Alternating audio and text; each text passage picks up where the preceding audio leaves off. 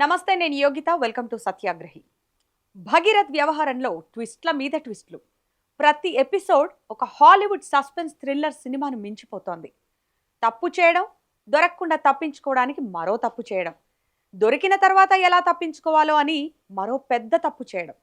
ఇలా ఒకదాని తర్వాత ఒకటిగా బయటపడుతున్న ఈ భగీరథ్ అండ్ కో హై డ్రామాలు చూస్తుంటే అబ్బా, ఏం స్కెచ్ రా బాబు అనుకోక మానరు. ఇప్పుడు తాజాగా వెలుగులోకి వచ్చిన ట్విస్ట్ వింటే మీకు కూడా ఖచ్చితంగా మైండ్ బ్లాంక్ అయిపోతుంది. ఆ ట్విస్ట్ ఏంటి? భగీరథ్ చేసిన తప్పు ఎలా బయటపడింది? ఈ కేసు ఏ మలుపు తిరగనుంది? దీనిపై డీటెయిల్గా మాట్లాడుకుందాం. స్కిప్ చేయకుండా వీడియోను చివరి వరకు చూడండి.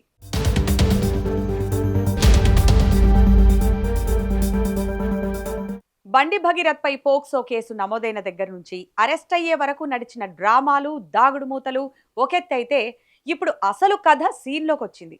భగీరథ్ పోలీసుల చేతికి చిక్కక ముందు ఏం చేశాడో తెలుసా?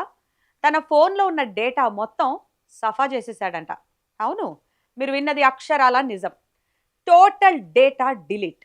సాక్ష్యాలను నయగారా జలపాతంలో కలిపేసేందుకు భగీరథ్ అండ్ కో వేసిన ఈ మాస్టర్ ప్లాన్ ఇప్పుడు పోలీసులకే షాక్ ఇస్తోంది. అసలు ఏం జరిగిందంటే, కేసు ఫైల్ కాగానే చట్టం తన పని తాను చేసుకుపోతుందని అందరికీ తెలుసు. కానీ మన భగీరథ్ అండ్ కో మాత్రం చట్టం కంటే ముందే తమ పని ముగించాలని ప్రయత్నించినట్లు తెలుస్తోంది. పోలీసులు లుకౌట్ నోటీసులు ఇవ్వడం, వెతకడం చేసేలోపు భగీరథ్ లోపల టెక్నికల్ ఆపరేషన్ పూర్తి చేసేశారంట. ఒకసారి ఆలోచించండి. సాధారణంగా ఎవరైనా ఫోన్ ఎప్పుడు ఫార్మాట్ కొడతారు? స్టోరేజ్ నిండిపోతేనో, లేదా ఫోన్ పాతదైపోయి వేరే వాళ్ళకి అమ్మేటప్పుడో చేస్తారు. కానీ ఇక్కడ కేసు బుక్ అయిందో లేదో వెంటనే ఫోన్ చేతిలోకి తీసుకొని డిలీట్ డిలీట్ ఆల్ డిలీట్ అంటూ డేటాని గాల్లో కలిపేశారు.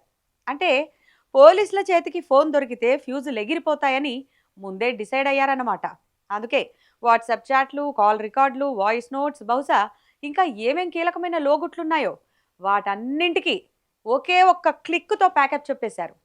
అంతా క్లీన్, అద్దంలా మెరిసిపోయేలా చేసేశారు. కానీ ఇక్కడో చిన్న లాజిక్ మిస్ అయ్యారు సార్.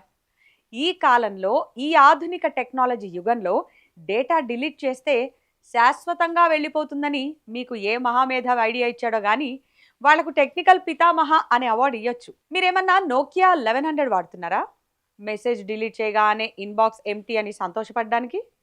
చేతిలో లక్షల విలువ చేసే ఐఫోన్లు, హై ఎండ్ స్మార్ట్ ఫోన్లు పట్టుకొని డేటా డిలీట్ చేస్తే పోలీసులు కనిపెట్టలేరు అనుకోవడం అమాయకత్వమా, లేక వ్యవస్థలకే సవాల్ విసరడమా? ఇక్కడ పెద్ద అనుమానం పొలిటికల్ సర్కిల్స్లో హల్చల్ చేస్తోంది.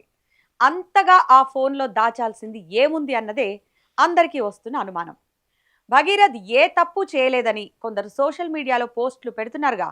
మరి అంత పారదర్శకంగా ఉన్నప్పుడు, అసలు ఏ తప్పు చేయనప్పుడు ఆ డేటాని అంత అర్జెంటుగా, అంత గుట్టుచప్పుడు కాకుండా ఎందుకు డిలీట్ చేయాల్సి వచ్చింది? తప్పు లేనప్పుడు, గుండెల్లో ధైర్యం ఉన్నప్పుడు ఫోన్ డేటాను చూసి అంత వణుకెందుకు? ఈ వ్యవహారం చూస్తుంటే పాత కమర్షియల్ సినిమాలో డైలాగ్ గుర్తొస్తోంది.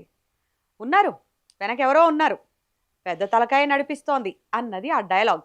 అవును, కేసు నమోదైన తర్వాత పోలీసులు అలర్ట్ అయిన టైంలో ఈ ఫోన్ డేటా డిలీషన్ ప్లాన్ వెనకున్న ఆ టెక్నికల్ గురువు ఎవరు? సాక్ష్యాలు దొరకకుండా చేయాలని, డేటా మొత్తం డిలీట్ చేస్తే సేఫ్ అని ఐడియా ఇచ్చిన ఆ అదృశ్య శక్తి ఎవరు అనేది ఇప్పుడు తెలంగాణ పొలిటికల్ వర్గాల్లో టెక్నికల్ టాపిక్గా మారింది. అరెస్ట్ నుంచి తప్పించుకోవడానికి చేసిన హై డ్రామాలు ఒకెత్తైతే, ఇప్పుడు సాక్ష్యాల ధ్వంసం కింద కూడా పోలీసులు కేసును మరింత సీరియస్గా తీసుకునే అవకాశం కనిపిస్తోంది. అంటే గోతి నుంచి తప్పించుకోబోయి పెద్ద లోయలో పడ్డట్టే ఉందన్నమాట ఈ వ్యవహారం. చట్టం ముందు, అధునాతన సైబర్ క్రైమ్ టెక్నాలజీ ముందు ఈ డిలీట్ ట్రిక్కులు అస్సలు వర్కౌట్ కావు బాస్.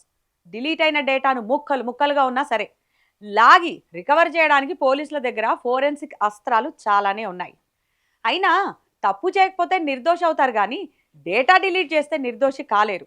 ఇంత చిన్న లాజిక్ ఎలా మిస్ అయ్యారో. సరే, ఆ సంగతి పక్కన పెడితే పోలీసులు ఎలాగో ఆ డేటాను రిట్రీవ్ చేస్తారు.